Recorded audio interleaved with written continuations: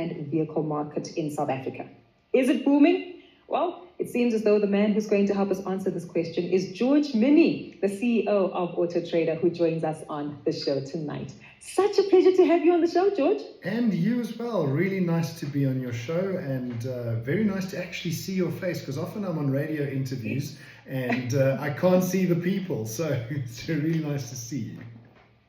The wonders of technology, I tell you. It definitely makes it a lot more easier to interact. And maybe let's just start there, right, George? Because over the last few years, we actually have seen AutoTrader evolve as a platform. I always think of the magazines my brothers, my dads, and my uncles used to read through and flip through when it came to looking for guidance on where to buy their next car, or even just admire the vehicles that they love. And here we are living in a digital age where you've been able to access the touch point and the evolution and shifts of the vehicle consumer in South Africa. What's the journey been like?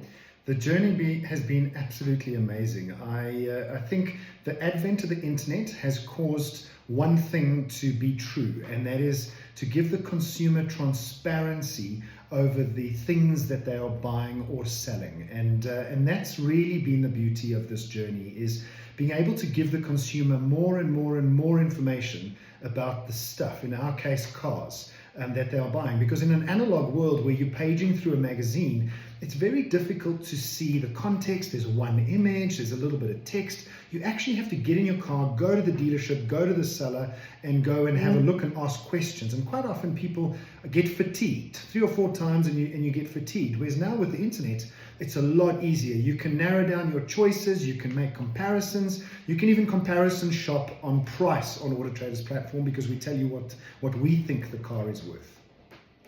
100%. There's been a lot of growth there. What I'm also keen to talk about is perhaps even the growth and the diversity of your audience. You might have heard me referencing male figures in my life earlier on, but the truth is, us girls also like to venture off into the vehicle purchasing space. Has that come through in your numbers in terms of demographics?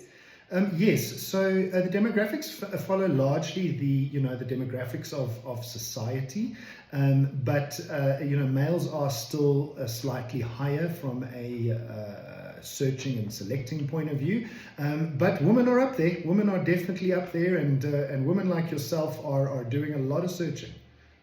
Yeah.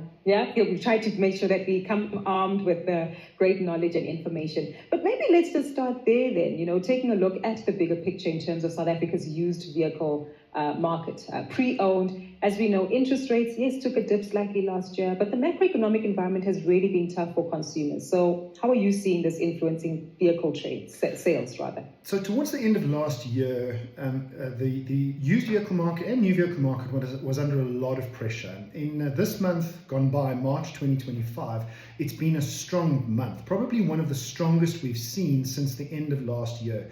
The used vehicle sales are up nearly 10%, 9.6% year on year, and 3.5% up February to March, which is approximately 12.5 billion rands worth of transactions in terms of the ticket price of a car.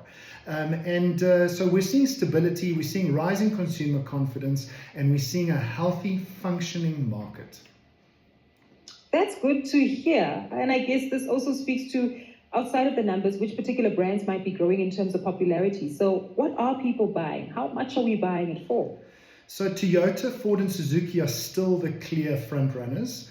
They offer reliability, fuel efficiency, and all those things, as well as value. Toyota is still the top brand of all, with Ford Ranger being South Africa's best-selling used model. And then Suzuki. Suzuki is just knocking the lights out. I don't know if you remember, about maybe 15 years ago now, the Hyundai Getz was the car to drive as a young person.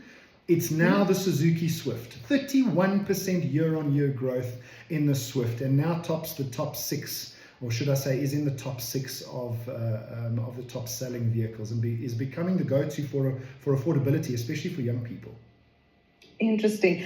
I'm so intrigued, because typically for all South Africans, when you think of popular brands, VW always is top of it. Is that still the case, or what are we seeing in terms of that brand's trends? It is in terms of the entry-level Polo Vivo. People are still searching massively for the Polo Vivo, but because of its price point, often people dream about the Polo Vivo, search for the Polo Vivo, but end up on the Swift or end up on the Starlet. So those vehicles all for 240,000 rand and below. That's where the entry level price point is. So the sweet spot in terms of pricing, 250,000 rand. 240 and below is for entry level sweet spot.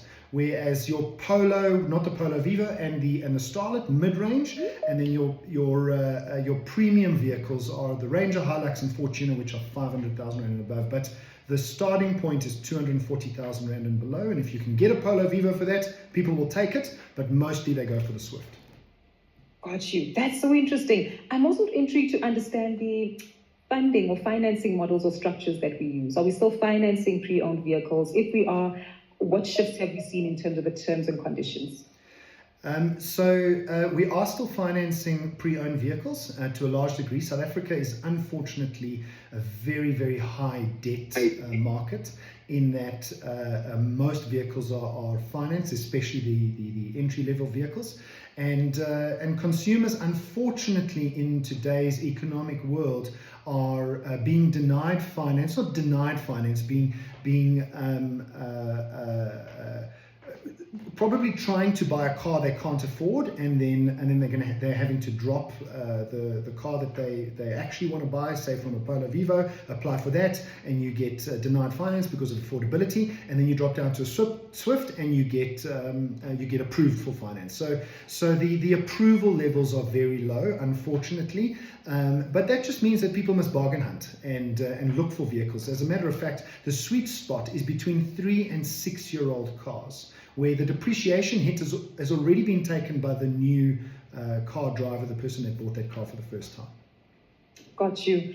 George, a question that I'm sure many of our listeners often do question is the competitive landscape. We know of We Buy Cars, Wheelie, and a few others who have come on board in recent years.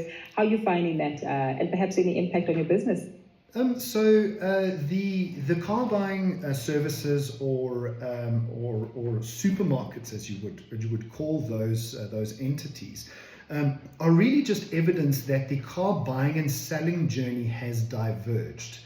And what I mean by that is, before the internet, a consumer would take their current car, they would go to a dealership, they would trade the car in on the car that they're interested in. So the car selling journey was very much coupled to the car buying journey. And because of the internet, that journey has diverged, and you get the large car buying services that have taken advantage of that divergent car selling journey, and consumers know that they don't have to take the car they're selling to the dealership that they're buying a car from. Quite often a dealership can get you the best deal if you bring your car, because they can package a deal for both cars. But consumers try and look for the best price for selling their car before they go and buy the next one. So that's how those platforms have, in a nutshell, really emerged.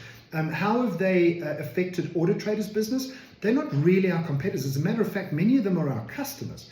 AutoTrader sees approximately 130,000 listings per month. And because we don't own those cars, we can operate at scale.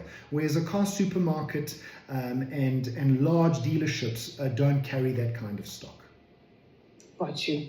George, we're looking forward to hearing from you in the next few months. Hopefully when we get some clarity on what's happening with the macroeconomic market, it will be intriguing to see what the sales trends do reveal about South African consumers. Thank you again for your time. Thank you, ma'am.